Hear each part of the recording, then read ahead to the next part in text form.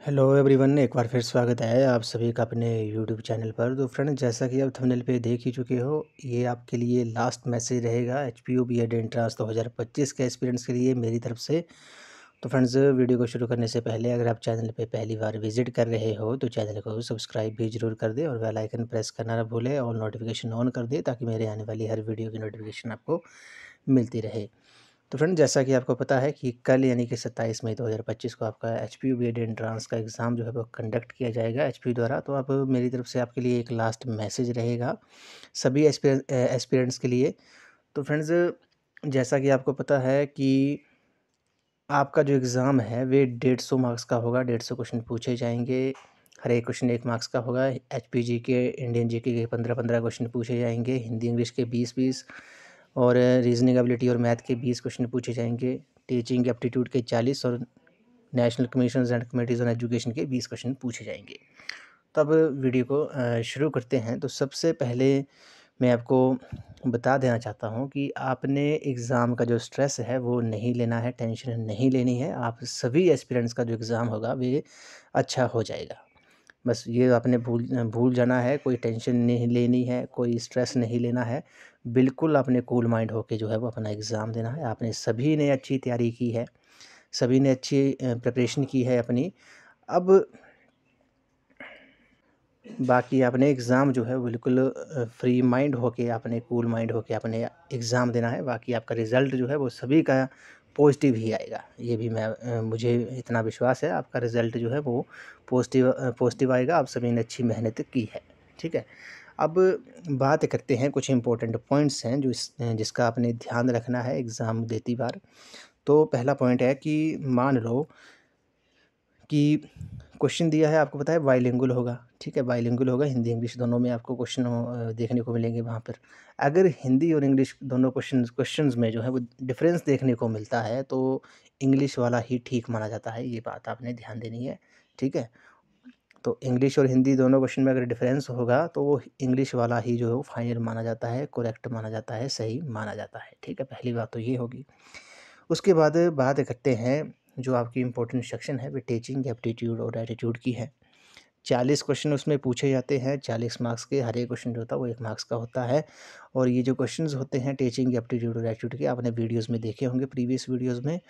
ये जो क्वेश्चन होते हैं ये अंडरस्टैंडिंग बेस्ड होते हैं। अब ऐसा नहीं होता है कि इन क्वेश्चंस को आपने याद कर लेना है या रट लेना है। ये आपकी अंडरस्टैंडिंग के ऊपर मैटर करेंगे कि आप इन क्वेश्चंस को कैसे अंडरस्टैंड करते हो। तो ये क्वेश्चन जो होते हैं वो अंडरस्टैंडिंग बेस्ड होते हैं। इन क्वेश्चंस को करने का मैं आपको एक सिंपल सा तरीका बताता हूँ। आपने क्वेश्चंस को 2 या 3 बार रीड करना है, हिंदी में भी और इंग्लिश में भी। टाइम का आपने ध्यान देना है आपने, ठीक है, टाइम का भी ध्यान देना है। हिंदी और इंग्लिश दोनों में रीड करना है, हर एक ऑप्शंस को भी, क्वेश्चंस को भी। और जो कुछ पॉइंट्स हैं वे आपने ध्यान देने हैं। आपने उन क्वेश्चंस को जब भी सॉल्व करना है तो खुद को एज अ टीचर रख के आपने वो क्वेश्चन जो है वो सॉल्व करने हैं। आपने सोचना है, जब वो टीचिंग एप्टीट्यूड के आप क्वेश्चन करोगे तो आपने सोचना है कि मैं एक टीचर हूँ, एक अध्यापक हूँ और इन ये क्वेश्चन मेरे से पूछे गए हैं, ठीक है। तो आपने खुद को एज अ टीचर रख के आपने ये क्वेश्चन सॉल्व करने हैं। काफ़ी हद तक आप क्वेश्चन जो है वो सॉल्व कर लोगे। आपने बस खुद को एज अ टीचर रख के आपने ये क्वेश्चन सॉल्व करने हैं, ठीक है। दूसरा पॉइंट है कि आपने इन क्वेश्चंस के जो आंसर हैं वे पॉजिटिव वे में ही, सकारात्मक वे में ही आपने पॉजिटिव वे में इन क्वेश्चंस के आंसर देने हैं, ठीक है। पॉजिटिव वे में आंसर देने हैं और ऑप्शंस को एलिमिनेट भी करना है, ठीक है। और तीसरी बात है कि ऐसे ऑप्शन भी आपको देखने को मिलेंगे जो नेगेटिव वे में होंगे, ठीक है। कि जैसे मान लो कि आप बच्चों को पीट दोगे या कक्षा से बाहर निकाल देंगे, ठीक है। तो ऐसे ऑप्शन कभी भी किसी क्वेश्चन का आंसर नहीं होंगे। ये भी आपने ध्यान देना है, ठीक है। तो उन ऑप्शंस को तो आपने पहले ही एलिमिनेट कर देना है। तो ये कुछ बातें हैं जो आपने टीचिंग एप्टीट्यूड और एटीट्यूड के क्वेश्चंस सॉल्व करती बार आपने ध्यान देने हैं, ठीक है। उसके बाद बात करते हैं हिंदी और इंग्लिश सेक्शन की। तो हिंदी और इंग्लिश सेक्शन के आपसे 20-20 क्वेश्चन पूछे जाते हैं और उन 20-20 में से 15-15 जो क्वेश्चन होते हैं वे ग्रामर से रिलेटेड होते हैं। हिंदी व्याकरण के होंगे 15 क्वेश्चन, 15 इंग्लिश ग्रामर के होंगे। और जो बच गए आपके 5-5 क्वेश्चन, जो आपके 5-5 जो क्वेश्चन आपके बच गए वो होंगे पैराग्राफ से। एक आपको पैराग्राफ दे दिया होगा और उस पैराग्राफ को पढ़ के आपने नीचे 5 क्वेश्चंस के आपने आंसर देने हैं। तो वो जो पैराग्राफ है बिल्कुल आपने केयरफुली होके आपने उसको रीड करना है, 2 या 3 बार रीड करना है, हिंदी वाले को भी और इंग्लिश वाले को भी। बस उसी को पढ़ के आपने नीचे जो 5 क्वेश्चन दिए होंगे उनके आपने आंसर देने हैं। तो वो बिल्कुल आपने 2-3 बार उसको आराम से रीड करना है, बिल्कुल स्ट्रेस फ्री होके आपने एग्ज़ाम देना है। बाकी आपने रिज़ल्ट के बारे में नहीं सोचना है, आपका रिज़ल्ट जो है वो पॉज़िटिव ही आएगा, अच्छा ही आएगा आपकी मेहनत के अकॉर्डिंग, ठीक है। तो वो क्वेश्चन का भी आपने ध्यान देना है, हिंदी और इंग्लिश सेक्शन का, ठीक है। उसके बाद बात करते हैं हम जो रीज़निंग के क्वेश्चन होंगे, ठीक है, रीज़निंग और मैथ्स के होंगे थोड़े बेसिक से। वो क्वेश्चन आपके बेसिक ही होंगे, आपने प्रीवियस वीडियोज़ भी देखी होंगी और मैंने वीडियोज़ भी डाली हैं। बस उसमें आपने करना क्या है, थोड़े से ऑप्शंस को आपने एलिमिनेट करना है और आपने अंडरस्टैंडिंग जो है उसमें भी थोड़ी पॉजिटिव ही रखनी है। बाकी जो वीडियोज़ है वो वन शॉट वीडियोज़ भी आप भी देख सकते हो और रीज़निंग की भी, ठीक है, मैथ्स की भी। बाकी आपका जो सेक्शन है रीज़निंग वाली वो अच्छी हो जाएगी, ठीक है।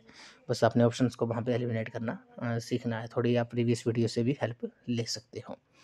उसके बाद बात करते हैं कमिश्नर कमेटियाँ की। कमिश्नर कमेटियाँ हमने ऑलरेडी सभी जो थी वो डिस्कस कर ली थी, ठीक है, वीडियोज़ में भी, डिटेल में भी। तो बस जो वन शॉट वीडियोज़ हैं वो, या आज जो सुबह वीडियो अपलोड की थी वो भी आप देख सकते हो। बाकी आपने जो भी शॉर्ट फॉर्म में नोट्स बनाए हैं उनको आप मल्टीपल टाइम रिवाइज़ करना है। कुछ भी नया पढ़ने की ज़रूरत नहीं है, नया नहीं पढ़ना है। अब जो पढ़ा है आपने, जो नोट्स बनाए हैं, बस उसी को आपने शॉर्ट फॉर्म में उसको मल्टीपल टाइम जो है वो रिवाइज़ करना है, ठीक है।